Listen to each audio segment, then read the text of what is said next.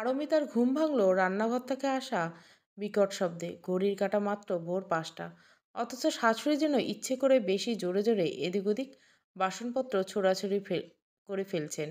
পারমিতা এক প্রকার ধরপড় করে উঠে পড়ল। ঘুম থেকে উঠতে দেরি হলে শাশুড়িমা সারাদিন কটু কথা শোনাবেন। হলদি বেটে সর্ষা মেখে নববধূর গা ছুঁয়ে আশীর্বাদ করা হয় নববধূর সারা জীবন সুখের রঙিন ঘুড়ি উড়ুক। কিন্তু বিয়ের পর থেকে যেন পারমিতার জীবনের রং ফিকে হয়ে গেছে। ৭ মাস হলো, কিন্তু এখনো নিজেকে এই বাড়ির মানুষ মনে হয় না।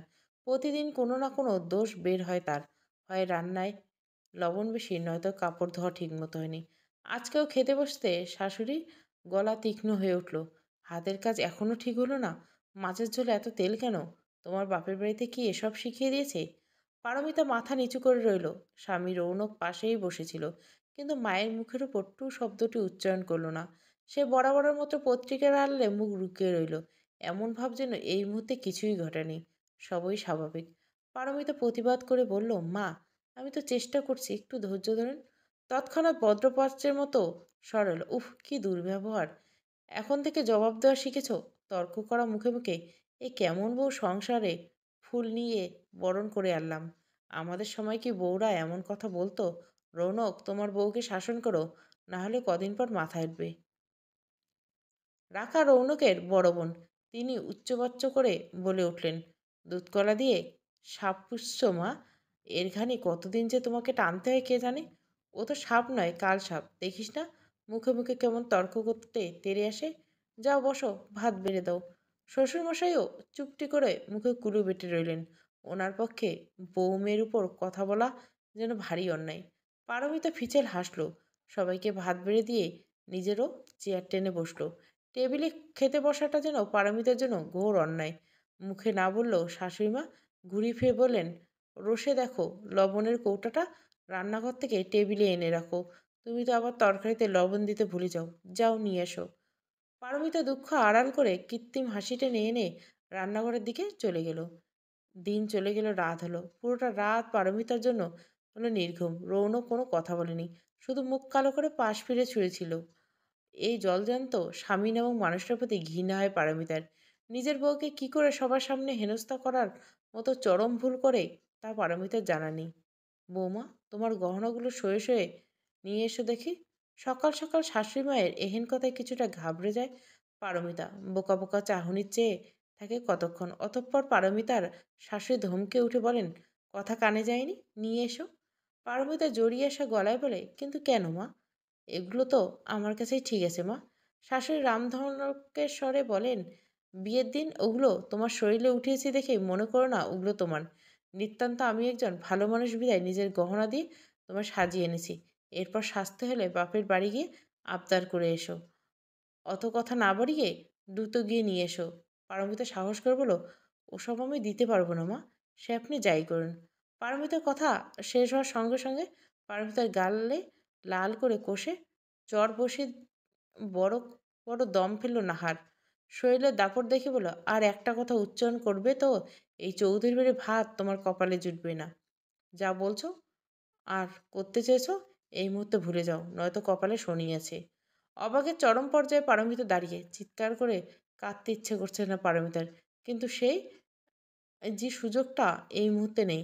এক দৌড়ে ঘরে এসে আলমারির লকার খুলে বাক্সবন্দি অলংকারগুলো ছুঁয়ে দেখলো পারমিতা। তারপর ঘৃণায় মুখ ফিরিয়ে নিল সেখান থেকে। নাহার চৌধুরী পারমিতার হাত থেকে বাক্সটা ছিনিয়ে নিয়ে দেখলেন সবগুলো ঠিকঠাক আছে কিনা। তারপর রসিয়ে বলেন, এত গহনা পরার শখ তো, বলো না তোমার বাবাকে বানিয়ে দিতে। নাকি আজও সে পান্তা ভাতে নুনটুকু জোগাড় করতে পারে না। ইস, কি দয়া দেখিয়ে তোমায় এইবারে বউ করে যে আনলুম, কপাল আমার সবই। জন্মের পর বাপজান আমার নাম রেখেছিল পারমিতা, যার অর্থ পরিপূর্ণ।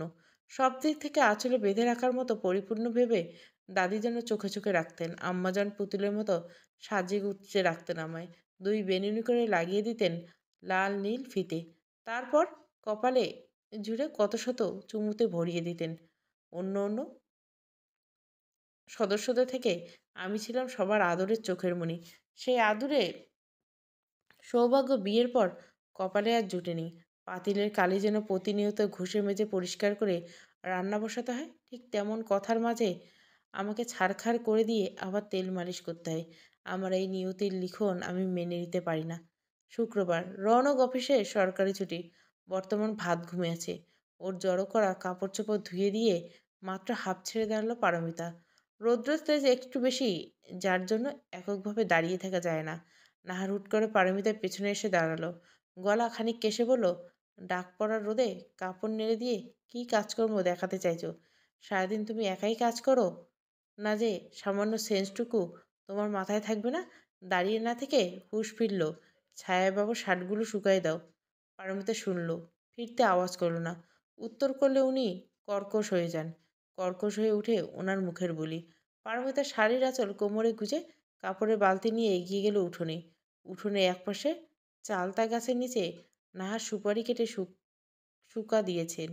তাতে রোদ লাগছে কি লাগছে না পারমিতা সেদিকে ভুলেও পা ফেলল না। সুপারি কিঞ্চিত ভিজে দেখলে একটা কথাও তার মাটিতে পড়তে দিবে না। এলোমেলো পা ফেলে রাকা হেঁটে চলতে গিয়ে দাঁড়ালো। উবু হয়ে কিছু দেখার ভান করে থেমে গেল। পারমিতা বালতিতে থাকা অবশিষ্ট একটা শার্ট নেড়ে দিয়ে রাখাকে উদ্দেশ্য করে বলল, কাউকে খুঁজছে না পা?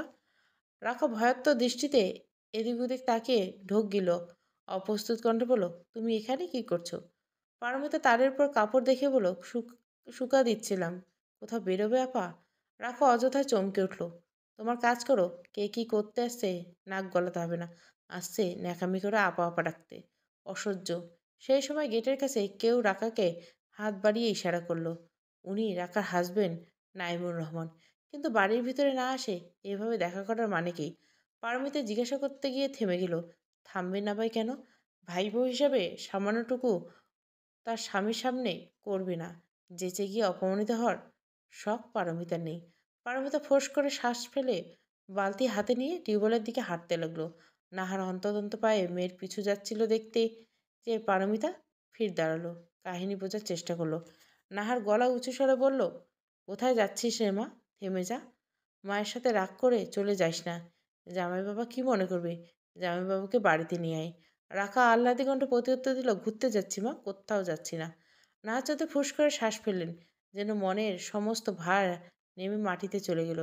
পারমিতা বালতি হাতে চটপট পায়ে চলে গেল।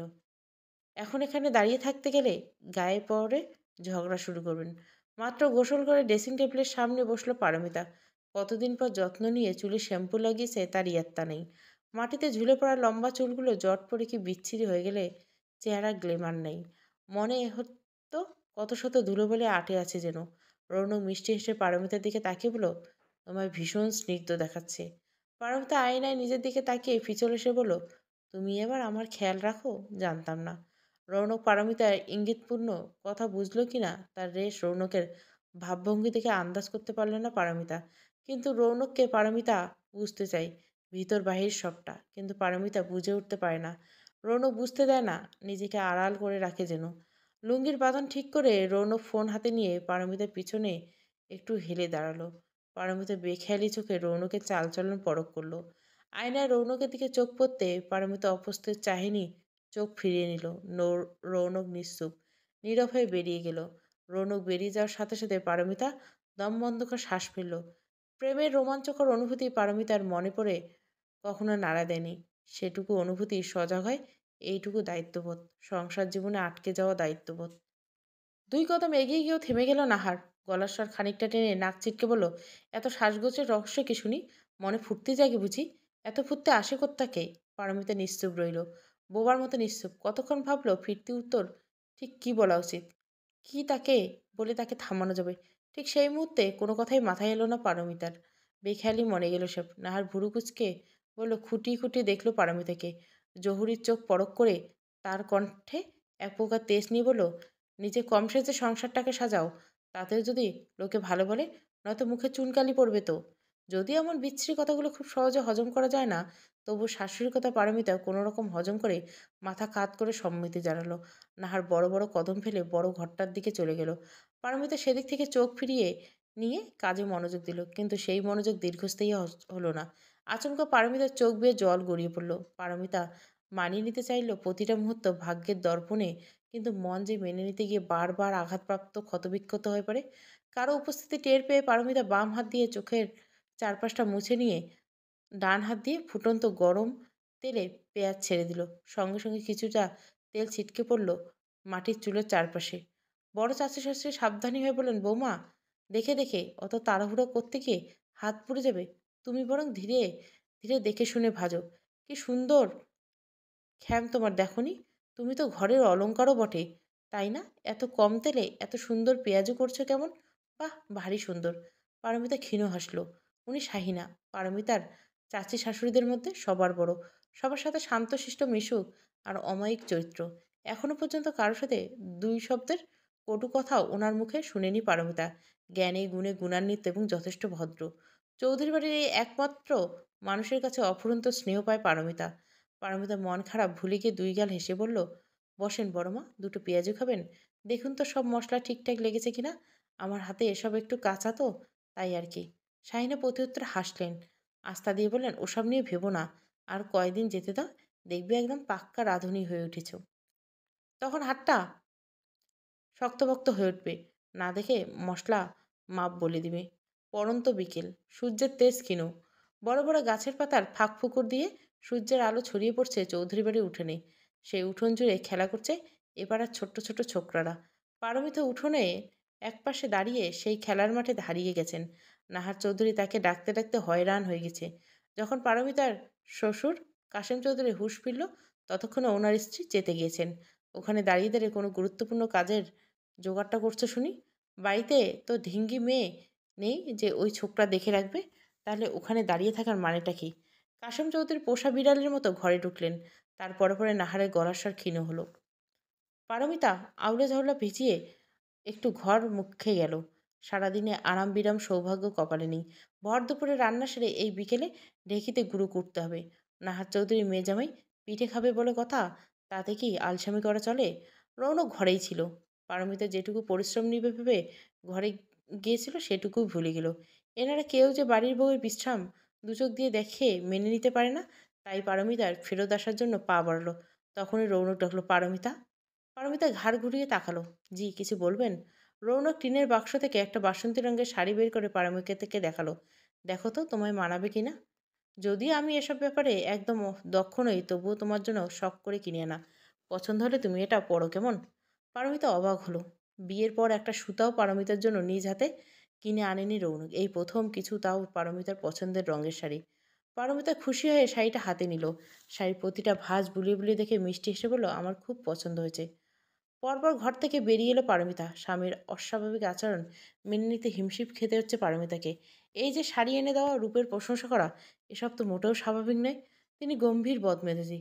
তাহলে কি দিন যাচ্ছে আর রৌনকের স্বভাবের উন্নতি হচ্ছে? না না, তা হয় না। ওনারা তো পারমিতাকে পছন্দ তো দূরে সহ্যই করতে পারেন না। সপ্তাহের প্রথম দিন ভোর ৫টায় বিছানা ছাড়তে হয় পারমিতাকে। ঘুম থেকে উঠে ঢুলুঢুলু হয়ে হাই তোলাও নিষিদ্ধ এই বাড়িতে। যে যাই হোক, এই অভ্যাসটা পারমিতা খুব কষ্টে আয়ত্তে এনেছে। এমন আর ঘুমের ভাব জমিয়ে হাইমাই ওঠে না। বিয়ের পর সে কি কঠিন ঝামেলাটাই নিয়ে পড়তে হয়েছিল। বাপের বাড়ি থাকতে ফজরের নামাজ শেষ করে বিছানায় শুয়ে আর একটু সময় চোখ লাগিয়ে নেওয়া যেত, কিন্তু এই বাড়িতে সেই সুযোগ ছিল না। ভোরে উঠে প্রথমেই বাসি কাজ সারতে হতো। এত বড় উঠোনে ঝাড়ু দিয়ে শেষ না করতেই কতখানি বেলা হয়ে যেত। তাড়াহুড়ো করে রান্নার জন্য সবজি কেটে গুছিয়ে নিতে হতো। পারমিতার শাশুড়ি বারান্দায় চেয়ার পেতে বসে পান চিবোতে চিবোতে বউয়ের কীর্তিকলাপ দেখে যেতেন। তবু এগিয়ে এসে বলতেন না, দাও আমি রান্নাটা করি। তুমি তো অস্থির হয়ে উঠেছ, ঘেমেও গেছো। বসো, একটু জিরিয়ে নাও। সেই দিন চলে যায়, আর কি আসে? পারমিতা টিউবওয়েল চেপে মগে পানি নিয়ে বসলো উজু করতে। বেলা উঠতে আর কিছুক্ষণ বাকি। নামাজ আদায় করতে পারমিতা তাড়াহুড়ো করে উজু শেষ করে ঘরে চলে গেল। নামাজ শেষ করে উঠে দাঁড়াতে কিঞ্চিত চমকে উঠল। ভয় পেলে যে? পারমিতা বুকে ফু দিয়ে বলল, আপনি তো এত আগে ওঠেননি, তাই চমকে গেছিলাম। আমি কি আপনার ঘুমের ডিস্টার্ব করলাম? আসলে তাড়াহুড়ো করতে গিয়ে দরজা একটু জোরে লেগে গেছিল। আপনি ঘুমান, আমি ডেকে দেবো একটু পর। রৌনক পারমিতার কথা কানে নিল কিনা বোধগম্য হলো না। বিছানায় বসে পারমিতার তাকিয়ে তাকিয়ে গম্ভীর গলা বলল, তুমি কয়েকদিন তোমার বাবার বাড়ি ঘুরে আসো। কেন যেন তোমার মুখটা কেমন মলিন লাগে। আমি তোমায় আজ দুপুরের পর রেখে আসবো। যখন ফেরত আসবে আমায় কল দিয়ে বলবো, আমি নিয়ে আসবো। রৌনকের কথায় পারমিতা যেন আকাশ থেকে মাটিতে ফিরল। বিয়ের পর ফিরুনি ঘরনে অনুষ্ঠান শেষ হলে আর বাবার বাড়ি যাওয়া হয় না। শাশুড়িমা যেতে দেননি। পারমিতা চলে গেলে ঘরে রান্না করবে কে? এত এত কাজ কেউ সূক্ষ্ম নিপুণ হাতে করবে কে? কিন্তু মুখের উপর নাহার চৌধুরীর প্রশংসাও করতে রাজি নন। পারমিতার খুশিতে আত্মহারা হয়ে হরহর বলেন, আপনি কি সত্যিই নিয়ে যাবেন? আমি কি শাড়ি কাপড় গুছিয়ে রাখবো? রৌনক ক্ষীণ এসে ফের গম্ভীর হয়ে গেল। দরজার বাইরে চলে যেতে যেতে বলল, হ্যাঁ রেখো। পারমিতা নেচে উঠল, দুই হাতে গাল ছুঁয়ে নিল। সকাল সকাল মনটা বেশ ফুরফুরে হয়ে গেল পারমিতার। মনে মনে বেশ কয়েকবার বলল, আল্লাহ আপনাকে সুবুদ্ধি দান করুক, সুস্থ সৎপথে আল্লাহ তৌফিক দান করুন, আমাদের উপর রহমত ভরিয়ে দেখ। পারমিতা আলমারি খুলে রৌনকের গতকালের দেওয়া বাসন্তী রঙের শাড়ি বের করে গাল দুটো লজ্জায় লাল আভা ফুটিয়ে মিষ্টি এসে বলে, ভেবেছিলাম এই শাড়িটা আমি কোনোদিনও পরবো না। যেই স্বামী স্ত্রীর সম্মান নিজে দেয় না, সবার সামনে নিচু করে ফেলতেও দ্বিধাবোধ করে না, সেই স্বামীর উপহার ভিক্ষার স্বরূপ। কিন্তু আজ হঠাৎ মন বলছে আপনি ভিন্ন ধরনের মানুষ। জানি না কেমন, 7টা মাস আপনার সাথে একই ছাদের নিচে জীবন পার করার পরও বলতে পারি না আপনি আসলে ঠিক কেমন মানুষ। শুধু আপনাকে নিয়ে ভাবি, দিনের যতক্ষণ জাগনা থাকি ঠিক ততক্ষণ। আপনাকে ভাবতে ভাবতে কষ্ট পাই, কাঁদি। আমি বিয়ের আগে সবসময় চাইতাম আমার জীবনে এমন কেউ আসুক যে ধনী না হোক, সম্পত্তি কম থাকুক, শুধু আমার মানুষের ভালো হোক, মনের মতো হোক। এই যে আপনি এখন আমাকে নিয়ে যতটুকু ভাবেন, ততটুকু ভাবলে আমি আপনার জন্য জীবন দিতে মরিয়া। শুধু তো কিছু চাই না, শুধু এইটুকু সুখ ছাড়া। বলতে বলতে পারমিতা শাড়িটা আঁকড়ে ধরে ফুপিয়ে উঠল। এই কান্না একটু যত্নের, একটু আদরের, একটু ভালোবাসার, যেই ভালোবাসা যে কোনো বউকে সুখী করে তুলতে পারে। পারমিতা কাঁদতে কাঁদতে অস্ফুট স্বরে বলল, এই শাড়ি আমি পরবো, যখন আপনার ভালোবাসার ঘাটতি মনে হবে তখনই পরবো। নাহার চৌধুরী হন্তদন্ত পায়ে এগিয়ে এলেন, গলার স্বর মোটা করে বললেন, সে কি রৌনক, ব্যাগপত্র নিয়ে কোথায় যাচ্ছিস? সাথে আবার পারমিতা কেউ দেখছি। শেষের কথা যেন আতকে বললেন উনি। বউটা ছেলেটাকে আবার বসে নিয়ে ফেললো কিনা। রৌনক শান্ত গলায় একগাল হেসে বলল, ওমা, তোমাকে তো বলাই হয়নি মা, পারমিতা ওর বাপের বাড়ি যাবে। আমিও ভাবলাম যাই একটু শ্বশুর বাড়ি দিয়ে ঘুরে আসি। সেই বিয়ের সময় যাওয়া হয়েছিল, আর তো যাওয়াই হয়ে ওঠেনি। তার উপর চাকরির পোস্টিং ও দূরে ছিল, আর এখন তো কাছেই চলে আসছি। এখানে আছি তবুও দেখতে যাচ্ছি না, ব্যাপারটা একটু দৃষ্টিকটু মা, যাই কেমন? নাহার চৌধুরী দ্বিমত করার আর কোনো শব্দই খুঁজে পেল না। চুপচাপ আহাম্মক হয়ে দাঁড়িয়ে গেলেন শুধু। পারমিতা এগিয়ে গিয়ে শাশুড়িকে সালাম করেন, তারপর বলে, যাই মা, নিজের খেয়াল রাখবেন। আর বড় আপার শ্বশুরবাড়ি থেকে সবাইকে তো দেখাই হলো না, ভাইয়াকে সালাম দিয়েন আমার। পারমিতার কথাগুলো শুনে আগুনে স্ফুলিঙ্গের মতো জ্বলে উঠলেন নাহার চৌধুরী, কিন্তু ছেলের সামনে সবটা প্রকাশ করতে পারলেন না। দাঁতে দাঁত পিষে পারমিতার দিকে তাকালেন শুধু। পারমিতা না দেখার ভান করে রৌনকের পিছনে গিয়ে দাঁড়ালেন। রৌনক তাড়া দিয়ে বললেন, আসি মা। নাহার চৌধুরী এগিয়ে এসে বললেন, দাঁড়াও রৌনক, পারমিতাকে তো বাপের বাড়ি আর নিয়ে যাসনি? সেই বিয়ের পর যাওয়া হয়নি? কয়েক মগ চাল ডাল নিয়ে যা। ওসব আবার আমাদের সমাজ মানে, তুই তো বলবি কুসংস্কার, কিন্তু আমাদের তো মানতে হয়। এতটুকু বলে পারমিতার দিকে চোখ টিপলেন তিনি। পারমিতা হাড়ে হাড়ে বুঝলো, এসব পারমিতার বাবাকে ছোট করার জন্য আগ বাড়িয়ে করছেন তিনি। পারমিতা নিজের অপমান সহ্য করতে পারলেও বাবার অপমান কমিশকালে মেনে নিবে না। পারমিতা শান্ত গলায় বলল, থাক মা, ওসব আমাদের সমাজে নিয়মই নেই। এখানকার রীতিনীতি হলো আমার বাবার বাড়ি থেকে নিয়ে আসবো, তা কত মগ করে আনতে হয় মা? নাহার চৌধুরী নিজের ফেলাজালে নিজেই জড়িয়ে পড়লেন।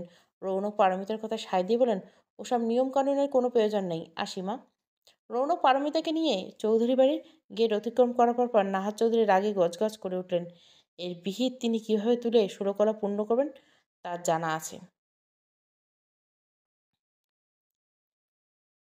স্বামীসহ পারমিতা আগমনে খন্দকার বাড়ি যেন আনন্দ মুখরিত। বাড়ির সকলে উঠোনে এসে পারমিতাকে ঘিরে হইচই শুরু করেছে।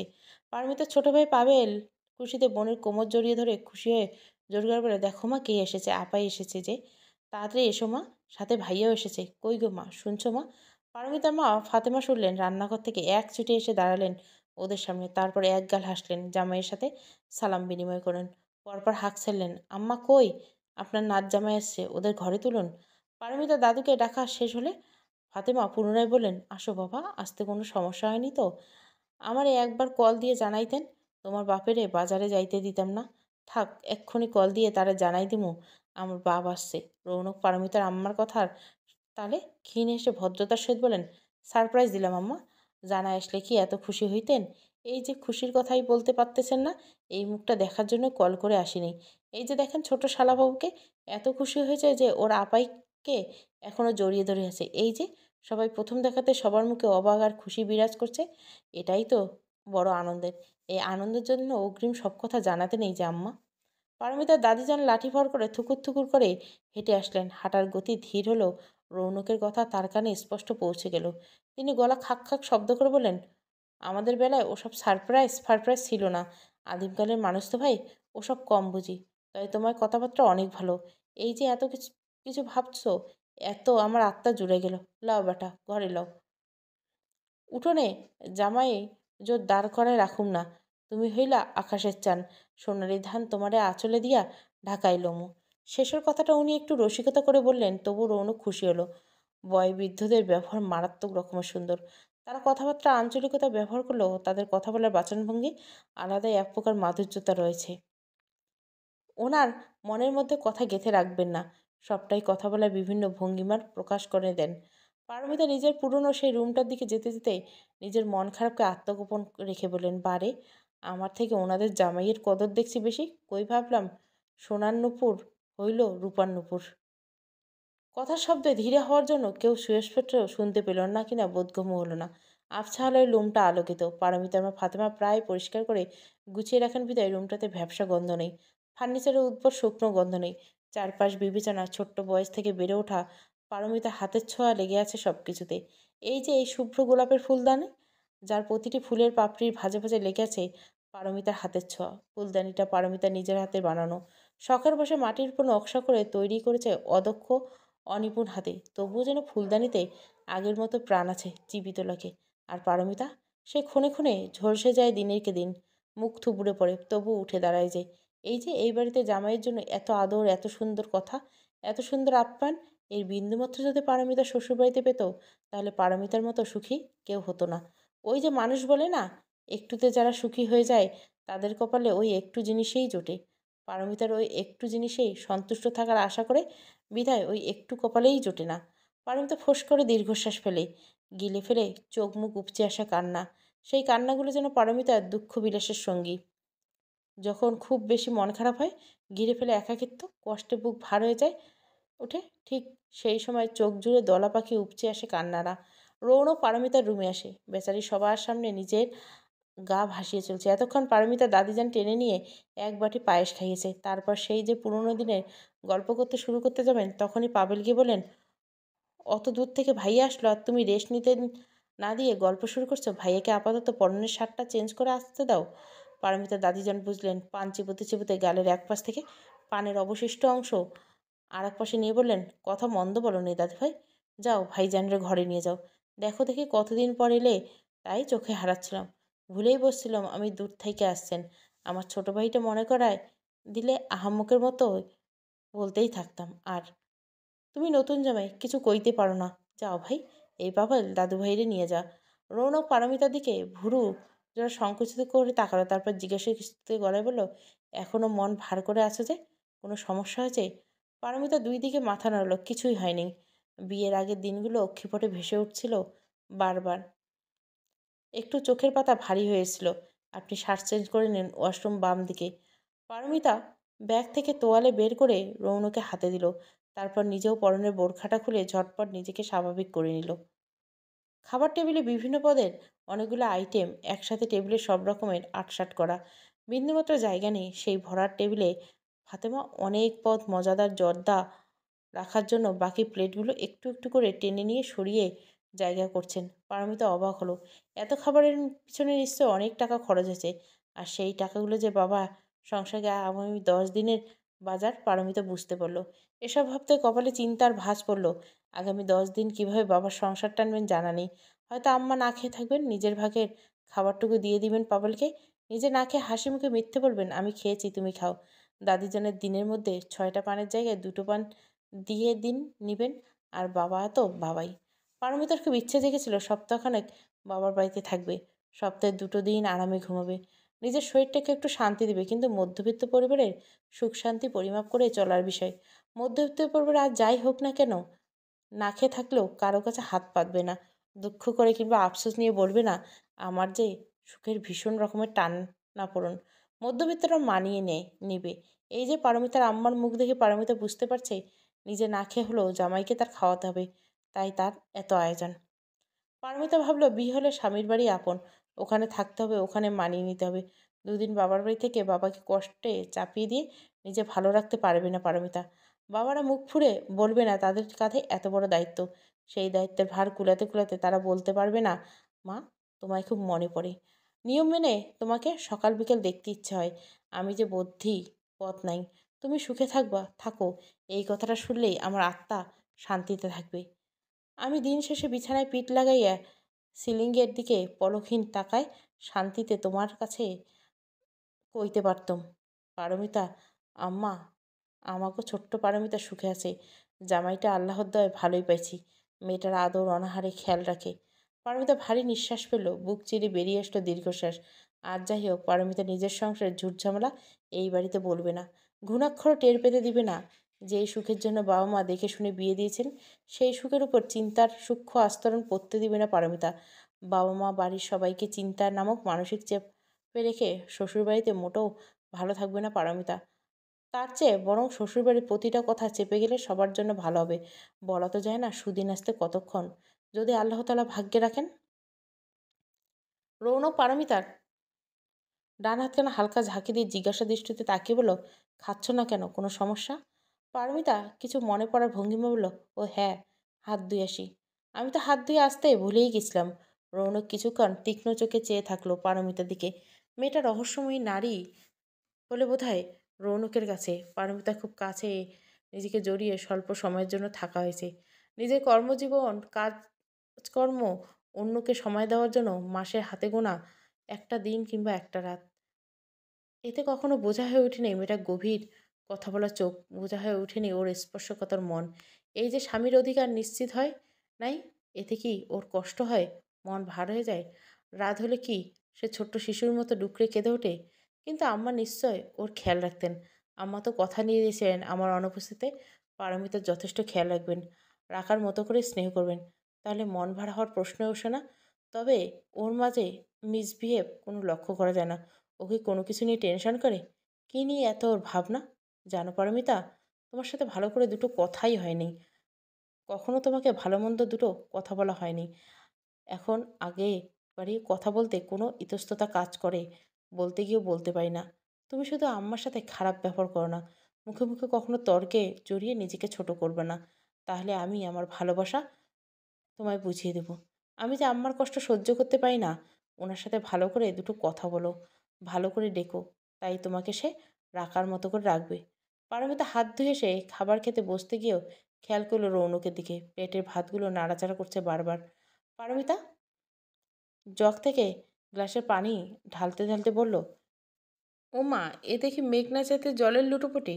আমি তো ভাবলাম কয়েকদিন বাপের বাড়িতে নিজেকে গুটায় রাখবে, ভালো মন্দ খেয়ে আকাশপরি হয়ে চৌধুরী বেতে আসবে। তা না হয় সেই কালনানি হইয়া ফিরে আসলো। রহস্য করিয়া গেলা, আবার দ্রুত ফিরে আসার বার্তা কি? নাহার চৌধুরী থামলেন, পারমিতার কাছে এগিয়ে এসে তুড়ি বাজানোর ভঙ্গিমায় কণ্ঠস্বর তেজি বারুদের মতো করে বলতে লাগলেন, বাপের কলসিতে বুঝি অবশিষ্ট দুখানা পয়সা ছিল, তাই ঝনঝন করে বেজে উঠছিল। তারপরে একবেলা যাওয়ার পর ঘর শূন্য হয়ে গেল। তা যদি তার 2 পয়সার মুরত না থাকে, যাও কেন বাপের বাড়ি? তাও আবার আমার ছেলেকে নিয়ে? এত বড় সাহস কি করে তোমার? আমি যে দেখি আর রীতিমতো অবাক হই। পারমিতা চোখ তুলে ওর শাশুড়ির দিকে এক পলক তাকালো। কি বিচ্ছিরি তার চাহনি! যেন এখনই আস্ত পারমিতাকে গিলে নিতে পারবে। প্রতিবাদ করলেও বলে বসবেন পারমিতা তর্ক করছে, আবার চুপ থাকলেও তিলে তিলে কথার ঘা আঘাত লাগবে। পারমিতা শান্ত কণ্ঠে বলল, আপনার বাপজনই ইচ্ছাকৃতভাবে আমাকে নিয়ে গেছিল, চাইলে জিজ্ঞাসা করতে পারেন। আর নয়তো উনি বাড়ি ফিরলে আপনার সামনে আমি ওনাকে জিজ্ঞাসা করব। নাহার গলা উঁচু করে বললেন, আবার প্রতি উত্তর করছো, লজ্জা লাগে না? কেমন মেয়ে গো তুমি? আর কেমন ভালো মেয়ে হবে? লাঠি যেমনখানে ভঙ্গুর।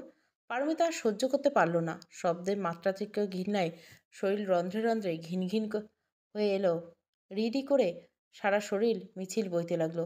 পারমিতা উঁচু গলা বলে, মুখ সামলে কথা বলবেন আম্মা।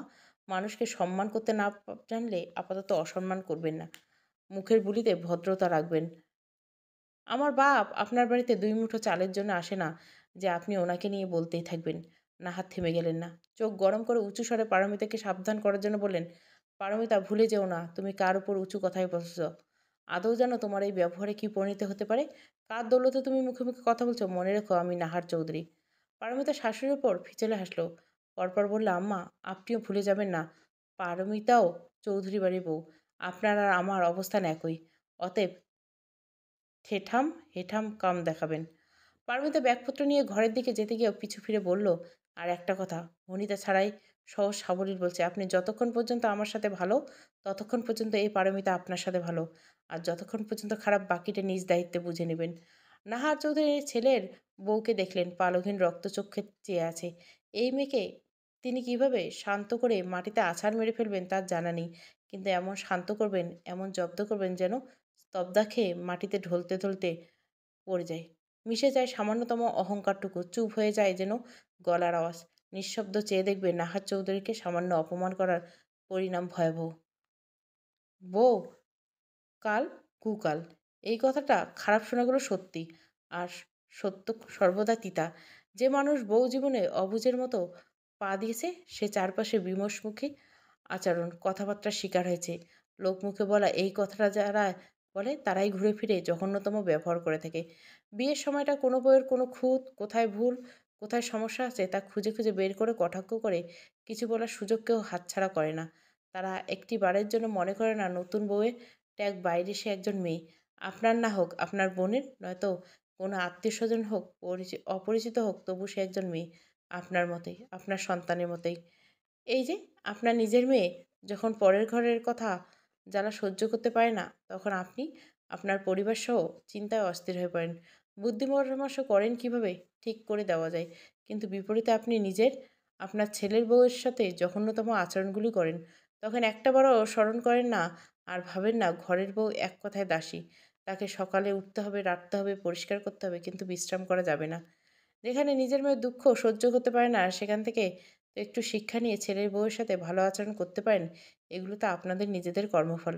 পারমিতা ভাবতে ভাবতে ফোঁস করে দীর্ঘশ্বাস ফেলল। পরনের বোরকা খুলকি দিকে আটকে গিয়েছিল পারমিতার।